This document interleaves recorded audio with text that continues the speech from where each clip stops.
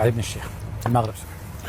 قولوا له مبروك العدل على المغرب الفوز هذايا، لكن شفنا نظرنا على حسابي شفنا مقابله في المستوى، لان شفنا زوج فريقين يلعبوا تكتيكمون اللي هي سوريا كانت تكلت على بوكو بليس على الحفاظ على الدفاع باش تسيء تهاجم بالسرعه، ولكن شفنا بلي السرعه هذيك ما استعملتش كثير، والحارس ما لحقوش الحارس حتى الله يعلم 79 دقيقه.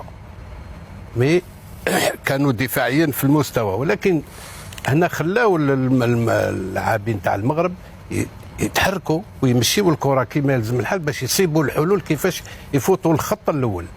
وهذه كي تلعب فريق كيلعب دفاعيا هكذا ما ينجمش يشد 90 دقيقه، يجيه التعب وينجم يدير الغلطه، والغلطه جات من بعد المدرب نقولوا له يعطيه الصحه، لان التغييرات اللي دارهم جابوا فائده للمغرب.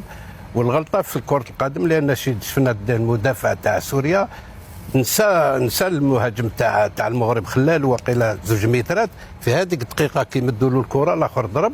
وزدنا شفنا من بعد ما رجع الحارس الكره زوج سوريين المغربي فاتهم وراح ضربها له، نورمالمون واحد فيهم يكون يقفز يروح يحافظ على الكره.